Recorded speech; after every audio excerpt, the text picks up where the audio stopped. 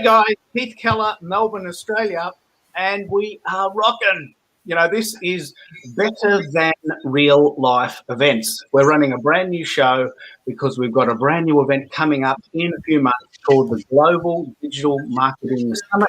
Real life events. Someone's got their echo on. Who's got their speaker on? Someone's got their speaker on. I can hear myself in echo, which I don't mind because I like the sound of my own voice, but someone's got a speaker on and I can hear some echo. So I'll just gradually work my way through who that is until I can get rid of the echo. But this is live streaming. Anything could happen, and it usually does. So the basic format of this show is we're basically testing the theory, are real life events, going away? Are online events coming forward? Are there a hybrid version? Or what can we do to make up for the fact that it's snowing in Houston? The internet is out in the whole of Texas and people are living, like living in their lounge room. What can we do with the fact that they call a snap strike or a snap lockdown in Melbourne and no one can go out of their house for 5 days? I don't know if you heard that story, but, we just had the most atrocious weekend here and we're back. But what can we do online to make up for all of this? And we reckon that real online events are better than real life. Now, it's a bit of a controversial topic, but I'm going to really pull this apart today. And the reason we're doing it today is we're really pulling apart the idea of lighting. How do we get our lighting to really look good and not look good? And we're going to show you some examples of the good and the bad and the ugly. Not the ugly, just the good and the bad. And it was just all based on this idea. I ran a Twitter poll this week about the idea that, is video networking still popular? 54% of people right here say that they prefer it. And I think that's about right. But some people say they do indeed like audio networking, and maybe this thing called Clubhouse might take off. I don't think it will.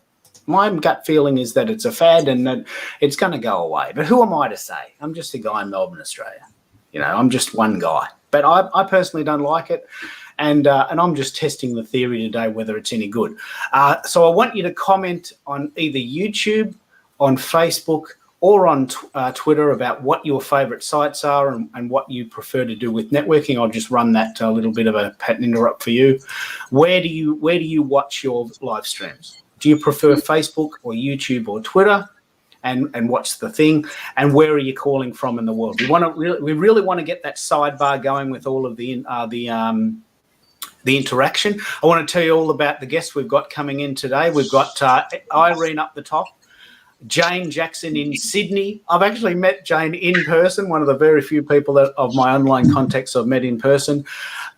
We've got Alicia calling in from San Francisco to show you the good and some not so good variations of lighting. And this is great because you need to know why this is important. We've got Erica calling in. She is indeed the organizer of the Social Media Marketing Conference, what we're calling the Global Digital Marketing Summit. And my mate Doyle, who's had some technical difficulties, is coming in right now. He's calling in from Perth. So let me start with the idea of why online networking is a thing and why you need good lighting. I'm going to start with Alicia because of 2 reasons. One is she's so busy she probably can't stay the hour. And second of all, she had a lot of trouble with lighting, and I want to show you what that looks like. So, Alicia, tell us about what you do there and why is lighting important, and what challenges did you have today? Let's play it out. Yeah, so this is good because sometimes you think that you have everything all planned out. I mean, we've known about this event for a while, right? And then crisis hits. Oh no, I have a meeting. I have to get into something. My lights are dead. Right? They're not charged. I thought they're charged and they're dead. I don't have time to move my whole computer setup. So I want to be able to show you guys when you're in crisis, what are things that you can do to fix things right away. And I'm show you one very, very quickly. Watch. So my face isn't particularly bright, but it takes off all that background glow you see because I have my overhead light on. Yeah. Right. And So what you were saying before, let me pick up on this. A lot of people say turn the light on, or more importantly, turn the light off. And so this is with the light off. yes, you have to know, between good lighting and bad lighting. And so if lighting is going to blow you out, you don't want to be blown out, right? So it's blowing out your face, and that happens especially if you're kind of, light skinned, but any color skin. You also have to consider what you're sitting in front of. So I happen to be sitting in front of a 43-inch monitor. So I'm already going to get Getting a lot of blue light. A lot of light coming on me. So if I'm adding that to this very ugly, yellowish tone light at the top, then I'm getting that. So it just kind of fades me out. You can't see anything. It's almost like to the viewer, like, I don't want to see this. So they'd rather see this, even though it's kind of dark and it's not, as crisp as it could be. Jesus is good. Like that. You're a pro, Alicia. I mean, 10 minutes before showtime, stuff happens, doesn't it? It just happens. Yeah. Soup was boiling over on the stove. My last meeting went wrong. And this is the way, but you can adjust. You can adjust with some very, very quick, tips. I mean, one thing that I can do is to point my light away from me. If I point it to me, look what happens. I'm kind of blown out again. It's all this shadow. Look how big I am. See, now I have all these shadows. So that's one of the biggest mistakes that I think that people make about lighting, is they think it needs to be right there on your face, or right above you. So I'll let other people give their tips, and we'll work on my lighting as time goes by. And we'll do it. We'll sort of like do a real life case study into improving your lighting. This is the real life. We can do a bit of a sort of time lapse makeup Monday thing. Here's me on day one, and look at me after an hour. Look at this. I'm so excited. But let's bring in Erica, because Erica's sort of got this brand new event where we're really working hard on the Global Digital Marketing Summit. Tell me, Erica, what you do about lighting and why it is important, indeed, to have good lighting. Well, right now, I'm not sure what's going on with my camera, but hey, you see me? One of the things that I do about my lighting is to make sure that I have good because how I set up my lighting, it's overhead lighting, but right now I'm not really getting it so good, and it's right in time for the show, but hey, we do what we gotta do. I don't mind so much, and I want people in the audience to be a bit forgiving, because this will happen to you. This will happen to you. You've got a very important meeting, and you do all the right things. You buy all the right lights. You get everything charged up, and then the internet goes out, or then the phone doesn't work, or the client calls you for a last-minute crisis. It does happen. Do you notice that it's always when you are planning for something mega?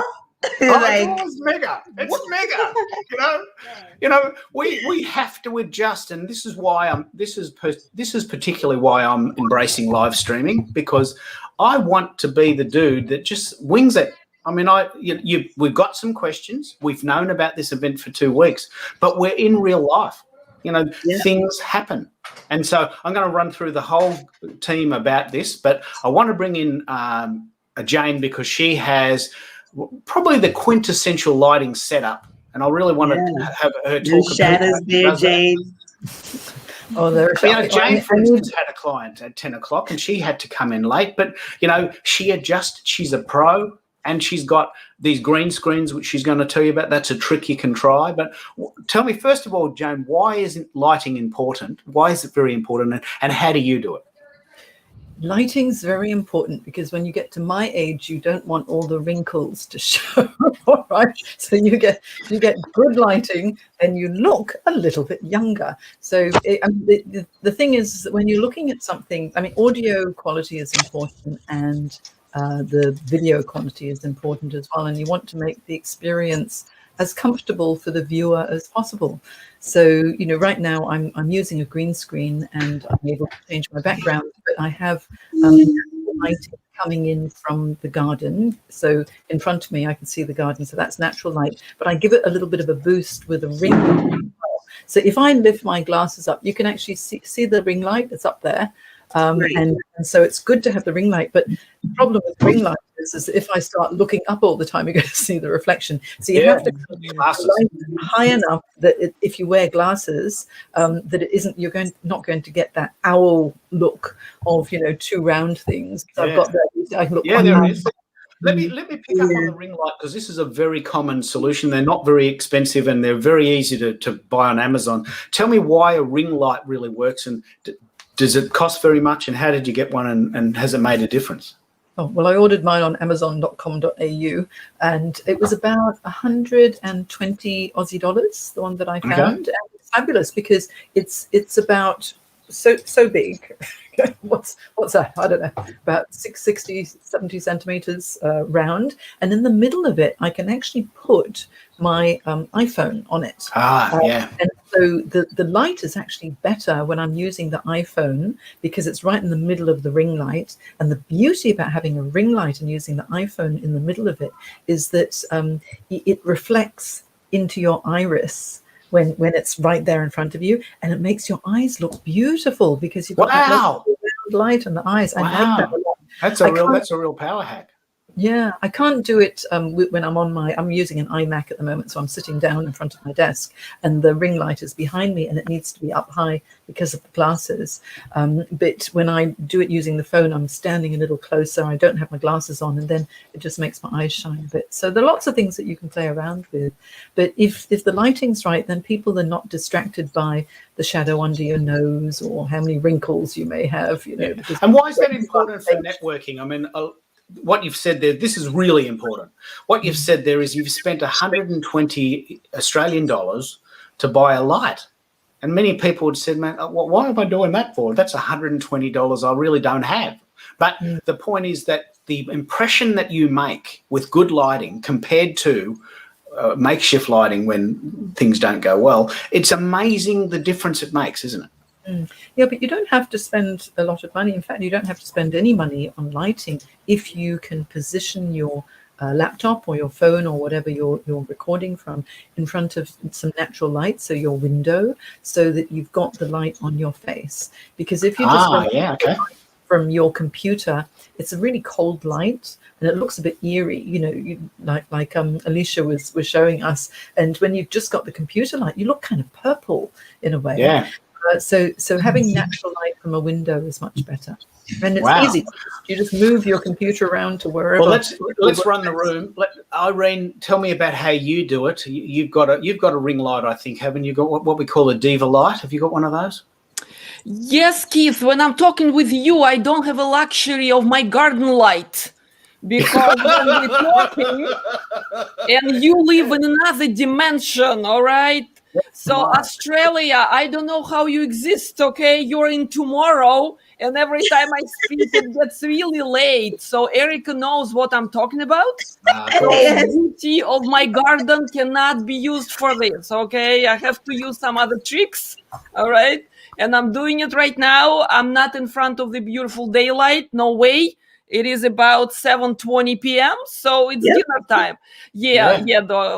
Keith. So what I'm using is, it is a very simple, you can call it a lighting kit setup. You can go as cheap as you want to. You can go as fancy as you feel like, okay? So I do use a few good lights, and to Jane's point, it is important to present yourself in kind of pleasant way. Yeah. So that's what we're trying to do here. So you can achieve this with very simple equipment, and you can start with one light. But light, in front of you at the right level where your eyes are.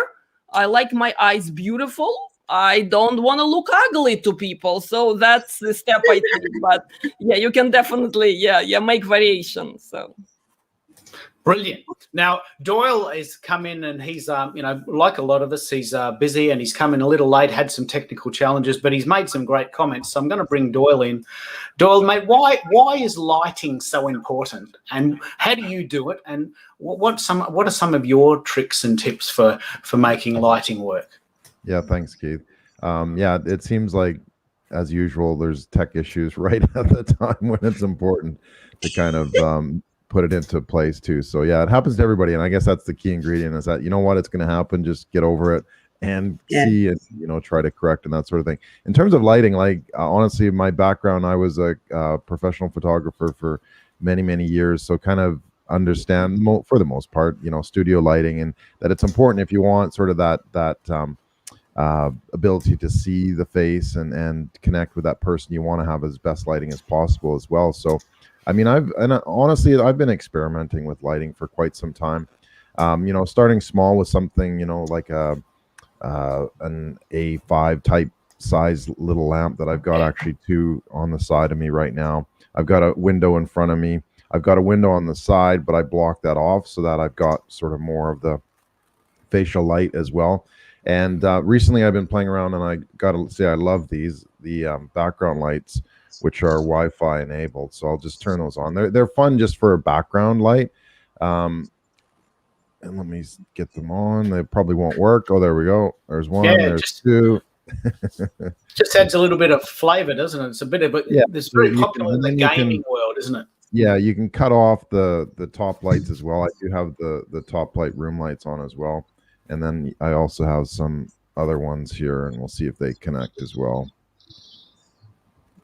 It doesn't look like they're going to connect, but I might have to try that one a bit later. Actually, you know what? I didn't plug them in. That's the problem. Okay. So there it is. I've experimented because you have to have the power too, and I've encountered that too, where it's like the battery dies, and so I just got wired in power as well. And I think it's important too.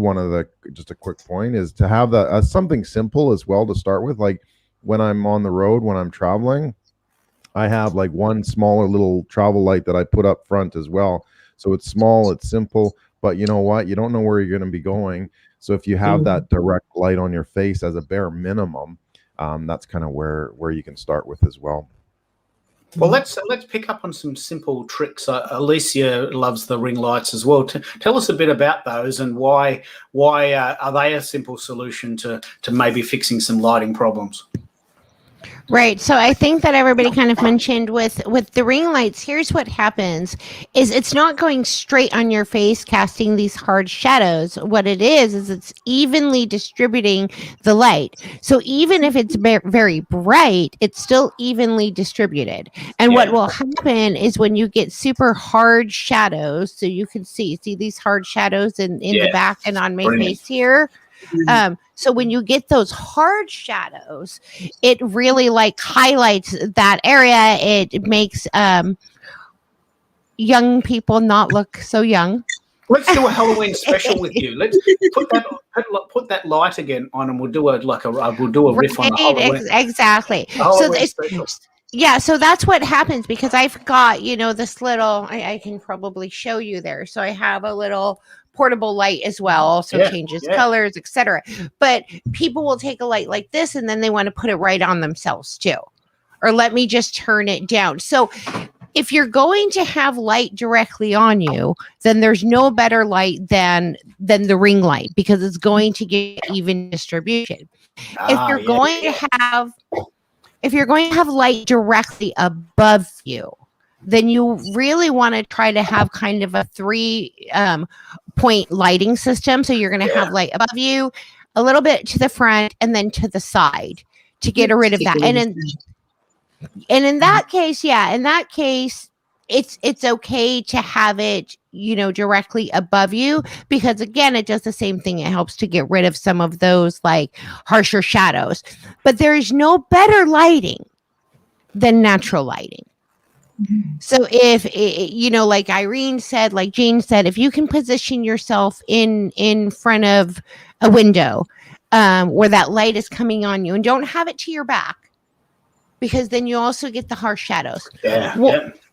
Now, if your light is a little bit too bright, you can use anything to diffuse it. And diffusing light is another thing that makes your skin look softer. So you can take something, like a thin white sheet, and use that to diffuse the light so it comes out more beautiful instead of this. I have a ring light. Look what happens if I turn it right on me, because it's not in front of me. So, so look what happens now. Yeah. See, you can't make my face as good. You have this dark shadows over here on this side. You have super big shadows right here. So a lot of times the trick is to point it away and reflect it back. Yeah, yeah. And do you push it, reflect it against the wall, or do you reflect it against your screen there, or your So I would never I would never reflect it against my screen. You also have to be careful of the color that you're reflecting against. Now, because it's to my side, I didn't have a chance to set it up. Like you could set it up, on your desktop, or you can set it up on the tripod, but I didn't have a chance for that, right? Because I was in crisis. So instead, I'm actually pointing it out towards my hallway. So it's reflecting just a little bit soft back in towards me versus pointing at me at all. It's pointing opposite of me. Yeah. Okay, that's great. Now, I want to bring Erica in because yesterday we had some adventures with her kids. We're playing a little bit of a game. She's in this very important networking meeting, and the kids are playing up, turns the lights off, right? Now, you're working from home. The scenario was, look, can you just be a bit quiet tonight? I've got this important meeting with some friends of mine, and look, don't play on the telly. Don't make too much noise. And the kids couldn't stand it. They just couldn't stand it. And they're running around, they're playing these larks, and they turn the light off. Can you turn the light off, Erica, and show people? Let me go do that right now. Hang on. And the reason I'm saying that is because this is the sort of thing that happens, and why we need to adjust to the environment. A bit exactly like what Alicia says. I now have a 3-point plan. See, look at that. Now, with a simple malfunction, that's what Erica's light normally looks like, right? Yeah. And that's what she would normally get if she didn't have a gadget. Now you've got the gadget. It look glorious. It's really quite literally a diva light, isn't it? It makes you look because like a diva. Erica look glorious in any light. Right. Yes, you do. Okay, wherever you see Erica, she's glorious. And thank you, my friend. Of course, thank you. Turn the light back on just to show people exactly the difference you're making. Of course. Hang on. Let's go again.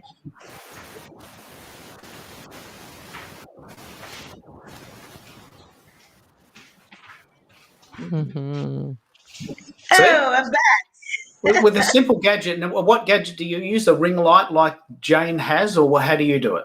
No, so I have overhead lights, but I definitely want to get some ring lights though, because I still find that I still get a few shadows sometimes. Depends on how I turn. So let me try this again. Sometimes I have to be so meticulous with how I position myself. So that is very important in terms of how I sit. And I get exposed to a lot of daylight, but the daylight here in Jamaica is very beautiful. But at this hour, no. So if we talk early in the day, you'll see it absolutely amazing. Yeah. So, well, again, what Irene was saying, that it's 8 o'clock at night there, and so she's got to work with what she's got. Look, I want to bring Jane in on the idea of green screen because the key is to make sure that you have a very high resolution camera. So okay, well that in itself is a good story. We'll come back to hold that thought. Jane, I want to hear your thoughts on the idea of using a green screen to augment your background. Alicia, unfortunately, couldn't get hers to work with StreamYard. There are some limitations there, but you use it very well. How did you do it, and can you show us some variations? Yeah, well, on StreamYard, I tried to use the green screen without actually, the green screen backgrounds without actually having a green screen, and you have to have a green screen. Otherwise, it just doesn't pick up the screen that you have set up. So I've got an actual green screen here. If I show you, here we go. That's my green screen, and I can change different backgrounds. So I can have something really boring like this, which not very nice on my skin tone, or I can have a grand piano in the background if I wish. Here's a lovely view from my daughter's balcony, which I quite Let me like. pick up on this. You've actually used a real photo from your life. Have you found that to work well as a mood enhancer? Oh yeah, definitely. I've got like here. This is my garden at night. I've got a Balinese style garden, so I'm actually looking at it. It's daytime outside, but this is a picture of it at night. Here's nice. Look at this is a wonderful sunset. This is my daughter's terrace again, and you can see. And there's the Harbour Bridge. Yeah. And so she gets spectacular sunsets. And if I want to market myself, I can do this. Yeah. And, Have a you know, great time. navigating career crossroads. And if I'm talking and promoting the book, of course, then I put it up here and I can pretend I'm like the weather girl and do this sort of thing, or you know, have something a little slightly more subtle there. Or what else have I got? Oh, I can go into a bookstore and say, oh, there's my book. So I love it. lots of different things. And you know, if you guys you know, come and visit us in Sydney, it really is a stunning place. And what should I have at the moment? I just like this one. This is actually a shot from a restaurant in Australia in Potts Point called the Butler. Is it the Butler? Yes, it's the Butler at Potts Point, and it's really lovely. And you can go out there and you can look at the view of, you know, there's Centre Point. You can't see the Harbour Bridge from there, but it's gorgeous. And sometimes you can change it up to change the mood. And I interviewed the owners of Applejack, who have 8 different venues in Australia. And each time I interviewed them, I changed the background. This is one of their restaurants. That's why I have it. And so when we were talking about the butler, he was the butler. Then I'd say, oh, and here now I'm at this other restaurant. And it was quite a nice way to do it. But I have to say, having the green screen is great. But, you know, I'm looking at Irene and the amazing setup you've got there. The color is so good on your skin tone. Yeah. I love it. You've got your boom arm. I mean, I've got this here. Okay, here's my giant microphone, but I put it out of the way. There we go. But I like the setup with the Mac and the boom arm. It looks so professional and very good for online training, if that's what you do. Yeah. Well, pick up on that, Irene. Sure, thank you, Jane. Yeah, appreciate it. And both Keith and Doyle know that I experiment a little bit, okay? I ended up with this color, which is not a green screen. I have the ability, but I know it's sometimes malfunctioning. And I interview people. I speak with fascinating people in tech, and I want them to be comfortable and yet kind of alert. So this is the color, which again, it's color of the wall in one of the rooms I'm in. So it is very physical, and the light above, it's the light. It's actually the wall light. But that said, with this kind of cooler accessories, okay, which I happen to like, you know, so it works well. Thank you very much. I just wanted to add to the lightning scene here is that, of course, if you want to get fancy and a little more professional, right, there is this whole theory of 3-point lights. And I think if you explore that, right, I spent some time learning about it, because the best way to avoid any kind of shades you don't want, any kind of, you know, furniture reflections, or if you really want to get up there, right, it can be very simple, but you just need to put them around you strategically. And by strategically, yes, I mean there got to be light from behind as well. Is in front of you, if you know something. Well, let me pick up on this, because as part of the research for this particular show, I did quite a lot of research and I bought some gear. So I have a little light here, which I bought from VW, $20. Works on D batteries, and I can move it around just to sort of lighten up my face if I'm in shadow. Very, very portable, right? Mm-hmm. Then I have a light at the top of me, which I actually deflect against the wall. So that, and I learned this from Alicia, and so I've got my 3-point plan going, and then I have my light at the top, reflecting against the wall to soften it off, and it bounces off. And then I went and bought some filters, and I'm currently experimenting with my Ferengi filter. This is the pink and yellow field, and I just put that there on the side to maybe give my face a little bit of colour.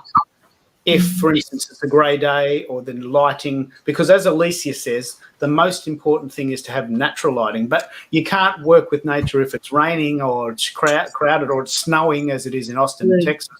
So you've got to work with some kit that you can control.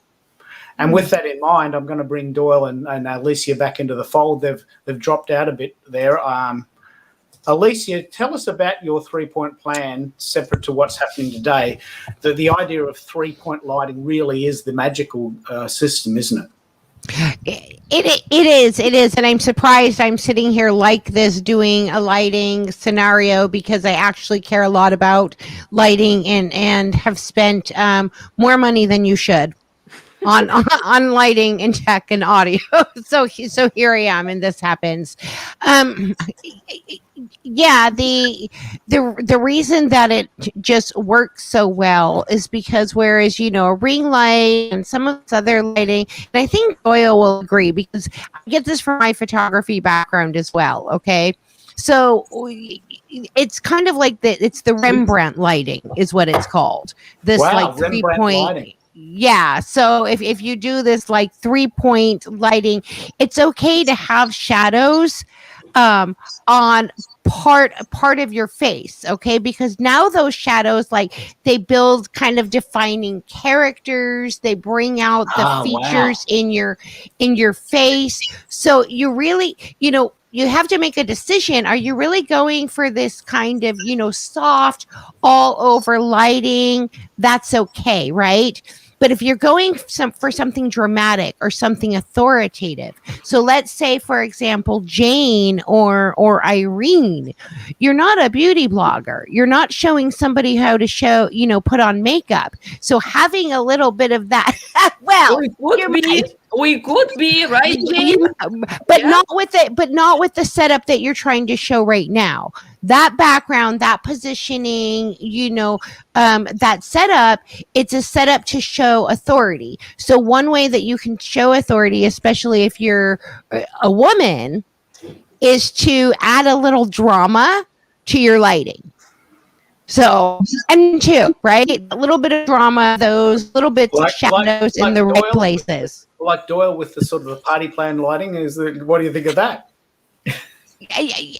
Doyle, he was smiling at the photography memories because I can see the wheels turning in his head, right? Because it's different lightings for a different message, really, right? It's really about the storytelling, right, Alicia? Yeah, atmosphere, basically. Yeah, how people perceive you. This is your entourage, right? This is how you present yourself to the world. Yeah.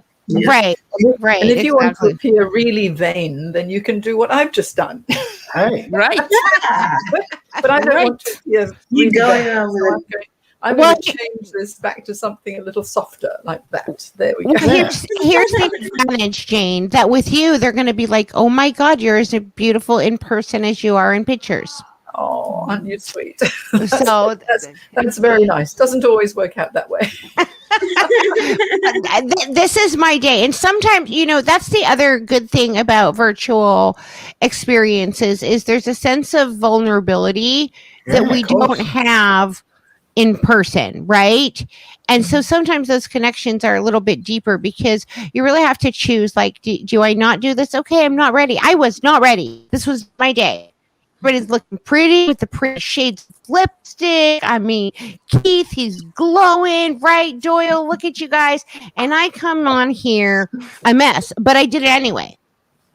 I did it anyway because, for one, I have the opportunity to do it again.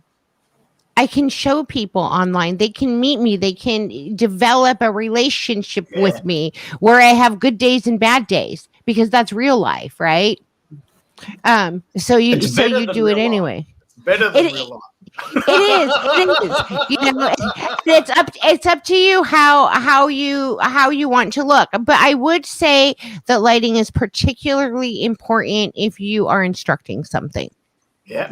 Yes. If you're just kind of especially consider that if somebody's seeing you as a tiny little small square, right? That means you're one of 100 people in a Zoom room.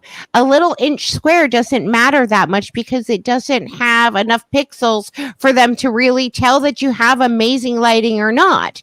But when you're featured, as the center, as the speaker on a panel, then it's a really big problem. Then you want to think about, hey, how do I look? Because it's all eyes on me, not somebody might land on my square.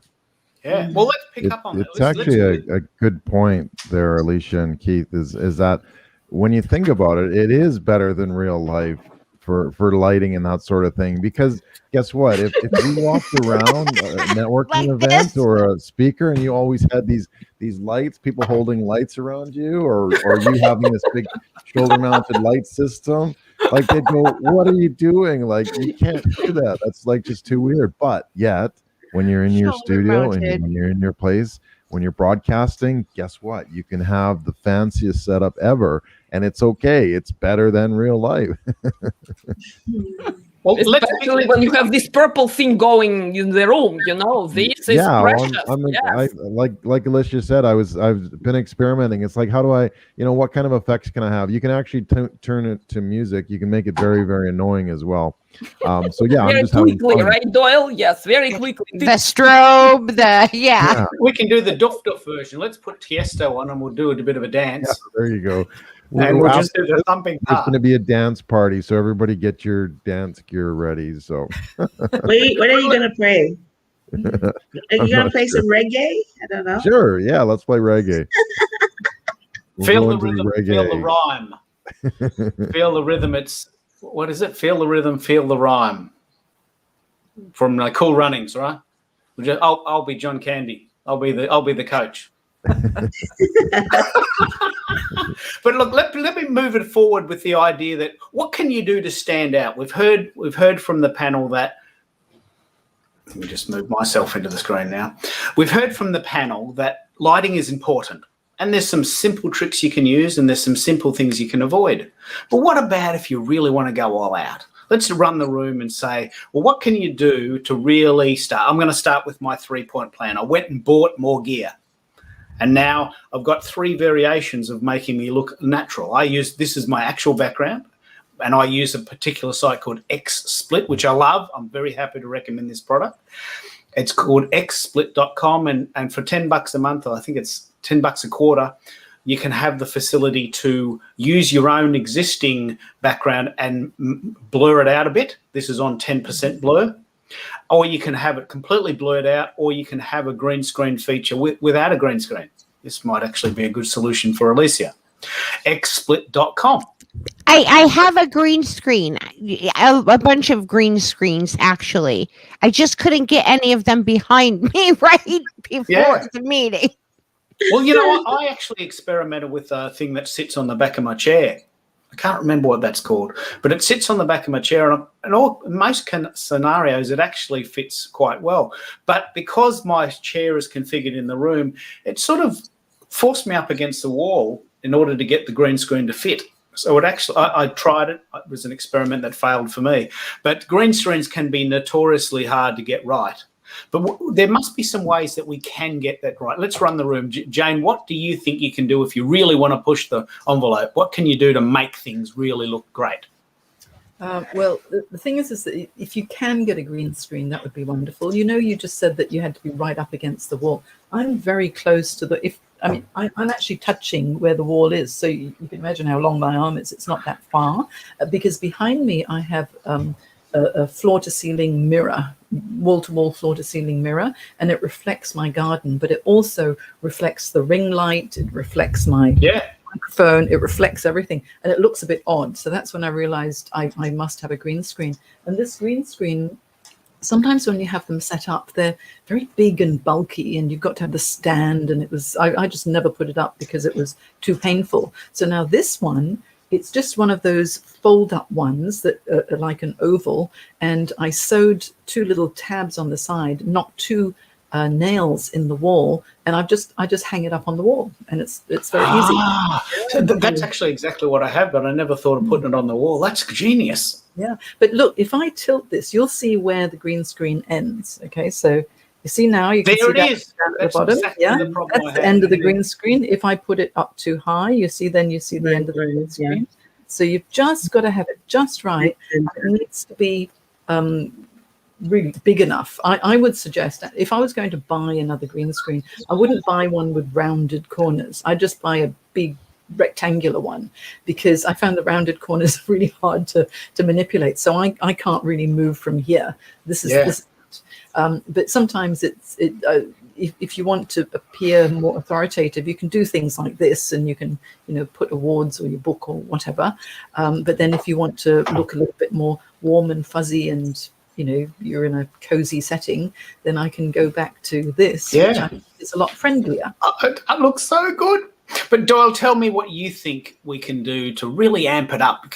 With your photography background, you'll have an eye for this. What do you think we can do to really get it moving? it really depends too on what you can do and what you want to experiment with as well. And one thing, if you don't want to go with the green screen, because again, it can be quite technical too, as Jane points out, and I can never get those the round diaphragms to fit back together. They never go back in the bag, do they? They never go back in the flip them bag. around, and it's like, oh, how do you put this thing back together? I can't twist it right. But anyway, one of the other ways too is that you can get pre-printed screens, and I actually have a couple I use depending on my audience, where it's just a blurred out background. One is just of grass, one is just of kind of sparkles and that sort of thing. So it's more of a bokeh effect where it's like you're in focus, but the screen is not in focus. So you can actually use that. Yeah. You don't need the complexity of a green screen to be able to do that. And honestly, I've seen some really good ones that they're just a cloth. It's like they go to IKEA, they get a curtain rod across the back, and they get an IKEA colored curtain, and they just drape it in the back, and that's it, right? It can be very, very simple. Christine Gritman does that, doesn't she? Remember, we had Christine Gritman on the show a few times. There's a fellow that Jane and I know, Andrew Griffiths. He actually has like grass, like fake grass, like those squares or whatever, and create like a pattern in the back, I think, or trees or leaves or something like that. So he has that behind him. So it's quite a fun background as well. So you can really use anything you want. One of the things, though, to think of is when you have a background is that you want to be a certain distance away from it too, because otherwise you kind of get the lighting interference and you might get shadows on the back as well. So you should have that screen, if you're using one, like at least a meter plus back from you as well. So yeah, it's a lot of different things you can do. And I said it in the comments, just experiment, see what works for you and how you can best put it together with the lighting, with the background. But again, start simple. It doesn't need to be like a broadcast studio lighting rather as well. So brilliant. Well, I want to pick up on this with Irene, because Irene and I have had several chats. We're using StreamYard, and I love StreamYard, and I'm using the middle section of StreamYard, $25 a month, stream to 3 sites at once. But one of the quick and easy things that Irene thought of doing is upgrading to HD. So by upgrading to HD, she gets this glorious TV vibe for, a monthly fee agreed. But the point is that it really elevates. You've noticed a big difference when you did that, haven't you, Irene? Absolutely. And Keith, we're all now producers, actors, writers, directors, we are editors, we are the movie studio in one singlepreneurial face, okay? So with all that, you really have to kind of address, right, what you want to be. So I did listen about green screen, no green screen. I spent countless hours trying to manage green screen. It never worked for me, all right? I gave up because I took picture of my house from every wall and every window, figuring out which photo I would look good to. And I'm not a photographer. I take good pictures, but I'm not a professional photographer. So when I see this flawless look on people's screens, when they have just one right picture over there, like right painting, okay? I've done hours and hours of that, all right? It was always wrong, always, because this thing comes out in my face, or it comes out too far from me, just so ridiculous, This little thing just makes all the difference, and all the hours you put green screen on and all this, and you adjusted the lighting, everything. It's just so silly when the little accessories, unwanted focus, drive everybody away from your beautiful face into something else. So distraction. But what you're saying there is you noticed, and let's really pick up on this, you noticed that when you went to HD, and I'm going to ask Erica about this specifically as it relates to webcams and cameras you can buy. But when you went to the HD version of StreamYard, you noticed that there was a dramatic change with very little effort on your part. That's the key. The money you're spending is made up for the fact that you've saved heaps of time. It's worth it. Depends what you're trying to do. But again, I'm kind of video podcaster, right? I'm speaking with people, and I care about the quality of the product I put out. So the influencers, great experts, trust in me that when they're on my show, I present them the best way. So at least I can control my environment. I cannot always control my guest environment, right? Yeah. But HD is very unforgiving. Yeah. So you get the real deal. You get the real deal, but you really have to take care of all the little details, because when you have kind of blurry, the typical kind of resolution, it's fine. But one day I had the glass of water here with me with lemon, very nice glass of water. But that HD just reflected on it all, and became very unnecessary intrusion. So all I'm saying is you really have to design that set for yourself. Yeah. Right? If you want to go, if you're going to go really full blown HD, but it's worth it, I think. I love the idea of push for HD, but also design the set. That's a great really theme. Now, what Jane has done there is she's designed the set. Yeah. She knows exactly what she wants to achieve, and you've designed your set in a totally different way. Like my friend Christine Gritman, a very simple background that makes you push forward. I've done a somewhat similar thing by design. I just use my current background and I just slightly blur it, good, bad, and the ugly. But what I want to do is I want to bring in Erica, because she mentioned that you can get some considerable gains by using HD cameras and things. Have you been experimenting with this, Erica, or is this something you're hearing on the grapevine? No, actually, I've been experimenting with it, and I've actually tested it, as a matter of fact, because apart from having a separate webcam, even the computer camera that you have, it's better to get one which the full HD 1080. You find that it gives a better resolution with your face coming out, and everything just looks better compared to some that I would have seen. So when you're going around shopping for computers, I highly recommend that you look for one, especially if you have to spend a lot of time doing presentation on a screen. Definitely look for a computer that has HD 1080. Definitely, 100%. Yeah. Okay, I want to add to this too, because from the photography background, I'll tell you, it's not just going to be that it's high definition, but anything where you can adjust the aperture of it. So if you can let more light in through your camera, so maybe you have a DSLR that you're doing and you can really adjust that depth of field, you're going to get the nice, pretty blurred out background, but you're also going to get light. But I wanted to say something very quickly about the green screen, because I'm sitting here in the most horrific light right now on purpose. Okay. So the thing about green screens, and this is good for anybody who wants to be able to reuse their content, right? Go on OBS, even come here in StreamYard. You don't have to broadcast live. You can come record just yourself and save it and do it just with the green screen. And then when you edit it, you can edit it in all kinds of ways and continuously reuse that content with different backgrounds, different effects, etc. However, these apps or StreamYard, for example, some of the competitors, they're great, like Zoom, at using your green screen. And it doesn't really matter how well it's lit up. When you are editing in an editing software like Final Cut Pro or Adobe Premiere, it's very important that your green screen is well lit. Or when you over the effect, no, so put over an effect, edit it out, and it won't edit everything out. So there you want to have, you want to make sure that whatever your green screen is well lit. But understand that when you light the back of you, it creates horrific shadows in the front of you if you don't balance out that light. So that's what happened. I faced that. You see, when it's going to fall.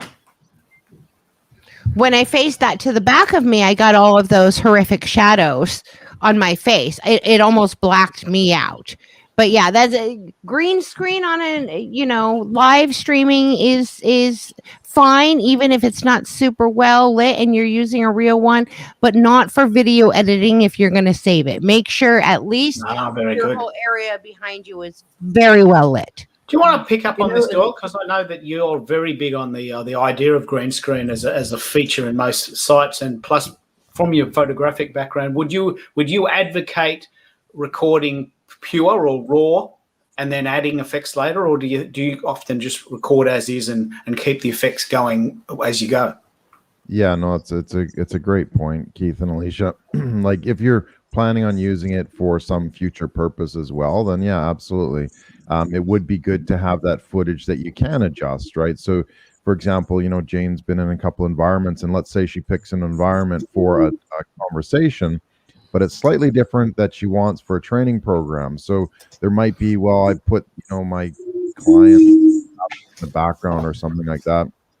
So there's not an alignment. So in that case, yeah, you can record with the green screen, but again, that's next level stuff, right? That's can be very useful, but I think for your average sort of business user, it's like I'm just going to record a video and away I go kind of thing. So future casting, absolutely, you should look at that, but you have to have that set up right in the first place, which takes some time, but it can be used for on an ongoing basis as well, which would be really spectacular, because then you're recording it once and you're reusing it for multiple different avenues and capabilities as well. So this is brilliant. Let's run the room and do one last take. It's coming up to the hour, and I like to, if I can, constrict it to the hour. This is not my strong suit, but I want to give everyone a chance to really wrap up what they think we've chatted about today. What are the key points? I also want to give Erica a chance to talk about her event, and I also want to give Alicia and Jane a chance to talk about what they do in their respective towns. And I'm putting out there that we'll probably do this same thing on LinkedIn Live. I'm still waiting for LinkedIn Live. I've been waiting since the 7th of September. Just to let you know, just in case you don't know, the 100 times that I've been telling you, I've been waiting since the 7th of September for LinkedIn Live, and it will happen one day, but I can't do it yet. So Jane has graciously agreed to have us on her LinkedIn Live, and Doyle also has LinkedIn Live. So let's start with Jane. What do you think we've chatted about today, and what are the key points for people to take away about lighting? Okay, well, lighting and also the height of your camera is important as well, because if you can look straight at the camera, that always puts you in a better light rather than having your laptop down low, because I don't know about you, but I've got really droopy jowls, so I like to look up. I just wanted to show you one thing, because this is an inexpensive way to have a plain background if you've got kind of like a messy background. So don't be horrified with what you see. I'm going to remove my green screen. This is kind of interesting, okay? Okay. Now, I'm going to get up, and it's just hung on a nail. So there.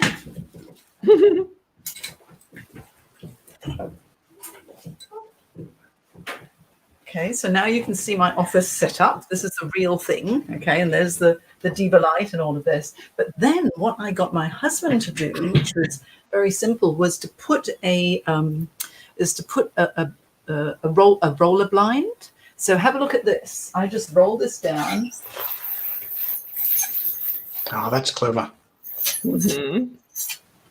Okay, and so now you can see that I've got my black thing. Oh, I've got this thing as well. So get rid of this. I'll turn this off. And so now I've just got a black screen behind me, and this looks a lot more formal. And I think that if it's going, and now I can move this around, and it doesn't matter because the screen is absolutely enormous. Yeah. This is what that curved edging is not so good. So here, but because it's so bright, I might want to just dim the light a little bit so it's not quite, so horrifying. And I guess I'm just so impressed with what Irene's got. I want to bring my here, and I'm very interested. Can I ask Irene something? How is your camera set up? You've obviously you've got a camera behind your desk, and you've got your laptop there. So is it just a camera on a tripod? It's a camera on a tripod, and that camera is on top of monitor. Mm-hmm. So there is one more trick that I'm looking at you and I am presenting, right? And I'm talking, but at the same time, I do have everything what's going on. If Keith wants to introduce another beautiful picture to us, or small video, I can see it here. I don't need to look down. So this is really just to, right, if I need to change something on the monitor during the interviews I'm doing, I have my little tricks where I still look here, but sort of, right, can navigate things. So it's quite a setup, but at the same time, you can start very small and very simple, because this is a year of my life that went into this, gradually improving little things. It's a lot of experimenting, isn't it? It's a lot of experimenting all the time and having fun, to Doyle's point. And since I've met this year with Keith and Doyle and then Erica, oh my God, sky is the limit. Okay, so it's basically, when interacting with the right kind of people, right, that gives you creativity and that just wants you to improve things that you do. So it's, you know what, it's small step. It's small step every day, I would say. Nothing new here, right? Well, it's inspired me. I think it looks so good. I'm inspired. I'm going to try this out because I think it looks so amazing. Having the computer there, and I love the red as well. So next time I will experiment and have something a little bit different. Yeah, we'll learn something for your show on the mysterious LinkedIn Live that no one ever seems to be able to get. We'll just do it on your show, yeah? Okay. I'd love to. It'd be so good. You're all invited. So let's set up a time after we finish. Well, brilliant. Let's do that. Let's set that intention. Now, Erica, tell us about two things. One is, what have you learnt from today, and what do you think the main takeaways are? I'll just let you spend some time there unmuting yourself. I can do that for you. Okay, I did. So one of the key takeaways, hey, look, key takeaways. As Doyle says, look, just experiment, okay? And then you just, take some tips from the pros and just experiment until you get it right. Not everybody a green screen will work out for, so just do what is best. We know that natural lighting is best, but you don't have that all the time. So just keep on experimenting until you find what works for you. And you don't have to break the piggy bank, just do it one step at a time. I mean, I'm still evolving with my office setup. I do away with my green screen, so now I have to go reinvent it because I have tons of background. And by the way, Jane, I love your fabulous setup as well, and how you make it all work out. And experiment and have fun until you find something that works for you, and take it one day at a time. You'll get it right if you continue to persist, and if that's what if your aim is to get perfect lighting, you will. Just keep working at it. Yeah. Well, let me also pick up on what you're talking here about with the Global Digital Marketing Summit. I want to just debrief this idea because it was so powerful. 2 years ago, more than 2 years ago now, Erica came to me and said, look, I want you to fly to Jamaica, 27 hours of your life in the air on a plane, and I want you to speak at my wonderful conference for 3 days in Jamaica. Yeah. And I said, well, that's not a bad idea, but I don't want to do the flying. Oh, no, how can you say no to me? How can you say no to me? And you say no to me? You don't say no to me. How do you say no to Jamaica? And so we did this event in Jamaica. There was an event with 150 people in the room and 50 people in the chat room, but I didn't go. I went there via Zoom. And I thought, this is May 2019, well before COVID. I thought this is the future of events. I really knew it then, that this is the future of events. And I pushed the envelope. Erica wasn't very happy, but we did have a wonderful event. Some people actually did physically go, and now we can't physically go. So can you tell me a little bit about how this has evolved and how we want to play the Global Digital Marketing Summit out for 2021? Well, one thing I can say is that, I was going to say something that maybe wasn't so pleasant. So let me catch myself. One of the things that I've learned is we've been innovators, if you will, because we've been doing online events since forever when it wasn't even a thing. Okay. Yeah. So I'm really happy about that, Keith. And I remember the first time I hosted the Global Digital Marketing Summit in Jamaica. And people were like so hysterical. They were like, no, please bring the people here. Bring them here. We want to have people here. They just couldn't see through having an event with speakers online. Now, fast forward to 2020, it was a thing. When people didn't know about Zoom, we were cutting edge doing that. We were zooming into Australia. But Keith, you also created this hashtag, zooming in from Australia. No, zooming in on Twitter. Zooming in on Twitter, right? Yeah. And so my point is that, I'm happy that we were innovators in this space. and we've been doing online conferences for quite some time, and so now it's easier for us to now go back and really create that experience globally, and really create a very phenomenal event, because we know that having an online event is what is now the thing, as we would call it. But now it's not just about having an online event, it's about creating an online experience. Yeah, a So that's festival what is what we call are going to do for the Global Digital Marketing Summit, which is coming up later this year. We're aiming for June. I know we're talking about May earlier, but we decided to shift the date a little bit. Well, that's the hashtag GW. It's GDMS 2021. Make sure that you have a listen to that or watch that. We've also got our own hashtag BTRL, Better Than Real Life, because Doyle said you don't want to carry around a whole heap of lights around so that you look glorious in every setting, but at your home you can. But looks like Alicia's had to go. I know she's had a very, very busy day, and I really want to say thank you to her in advance for her. She's not here, so I can't thank her. But Doyle and Irene, I want you to tell us about what we have planned now that we're really pulling this apart. Why are online events a thing, and what are we doing with them? What are we going to do? I'll just unmute you there.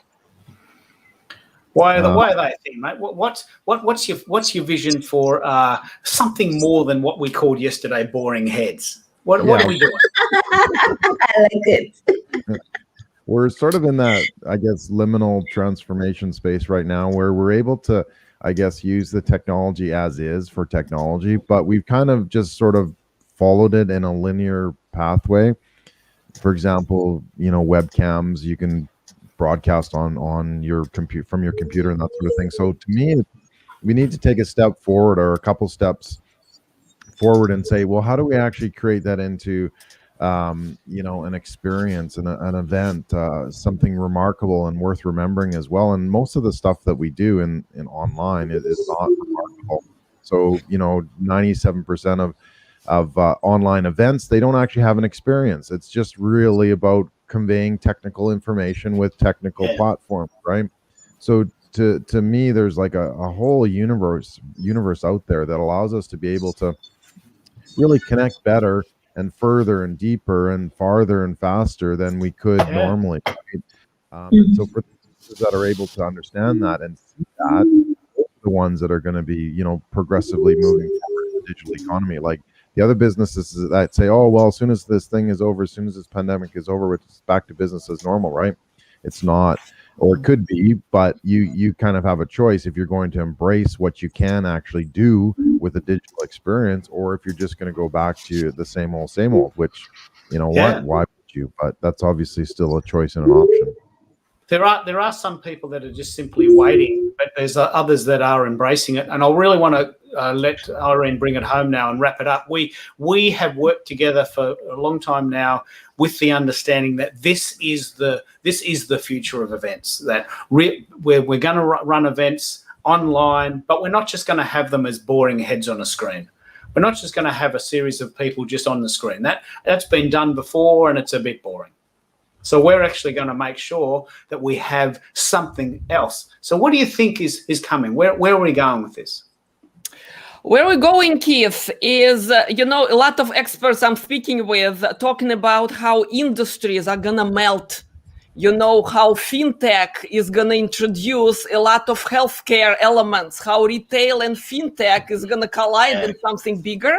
So when we're talking about events, what I have in mind is the entertainment space coming together with business meeting environment, coming together with some marketing plus sales plus activities that we typically do externally. And you can throw a lot of travel and other perks that gets you into places. Here we go. Gamification is a big thing, okay? So what I think we're going to be all part of, and we will get to choose how big we want to be in this space, new space, which is evolving. And we see, company adjusting quickly, new platforms, new event platforms coming up. But what we're discovering is that platform is still a tool. And without this entertainment and without this creativity and people, endless possibilities making something out of something, all right, platform is nothing.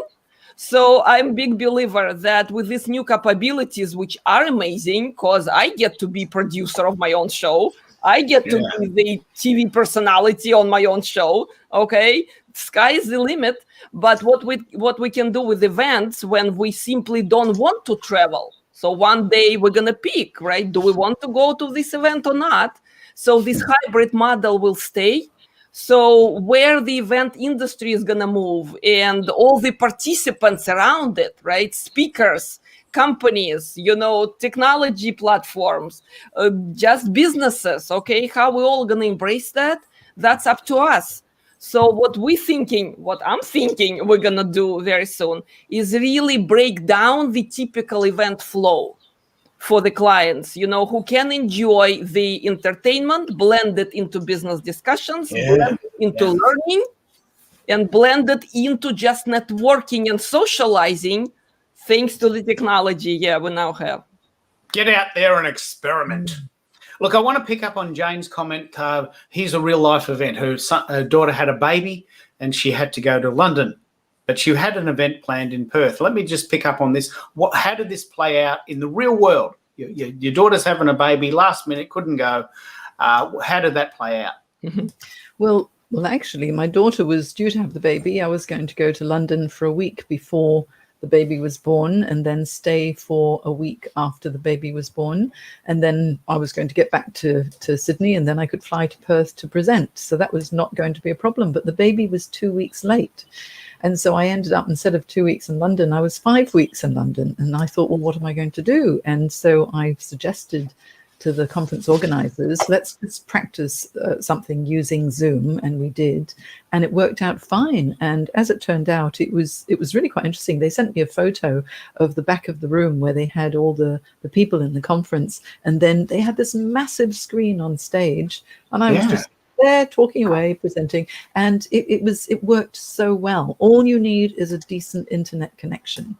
That's the important thing. And of course, work out the time difference.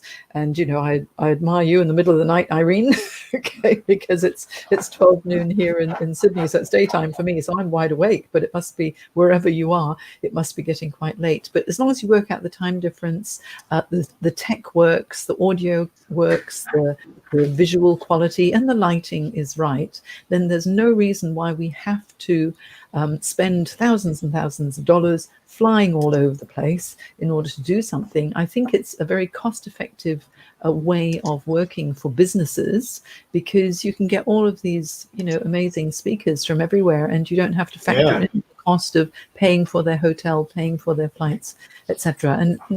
And you still get great quality and great content. So I love it. Really love it. Yeah, well, let me wrap up now and say that this was an event sponsored by the Global Digital Marketing Summit. This is the one we did in 2019. It's on again.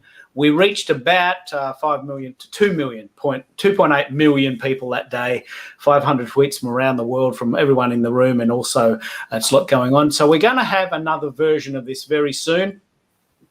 And it's going to be really, really rocking. So I just wanted to thank everyone for this idea of I'm just going to put myself on the screen.